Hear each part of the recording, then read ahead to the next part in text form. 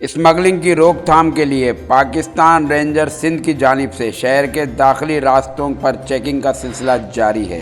Pakistan ranger Sindh और custom intelligence ने खुफिया इत्तलात पर मुश्तरका कार्रवाई करते हुए कराची बलूचिस्तान बॉर्डर पर वाक़ हब चेक पोस्ट पर दौरान चेकिंग 5 मुलज़िमान को गिरफ़्तार करके इनके कब्ज़े से 2.5 किलो आइस बरामद कर ली, जिसकी मालियत तकरीबन 2 करोड़ रुपए से ज़ायद है।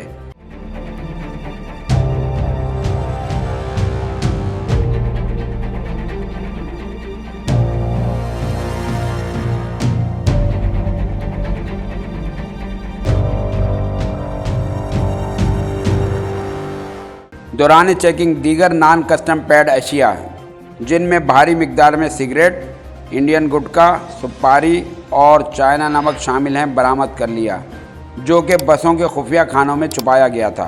गिरफ्तार मुलज़िमान को बीमा मंशियात, नॉन कस्टम पैड अशिया और बसों को मज़ीद कानूनी कार्रवाई के लिए कस्टम हुकाम के हवाले कर दिया गया है।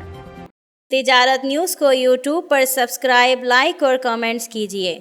इसके साथ साथ बेल आइकन को भी लाजमी क्लिक कीजिए ताकि आप तक पहुंच सकें हमारी तमाम मुनफरिद खबरें जो आप देखना चाहते हैं।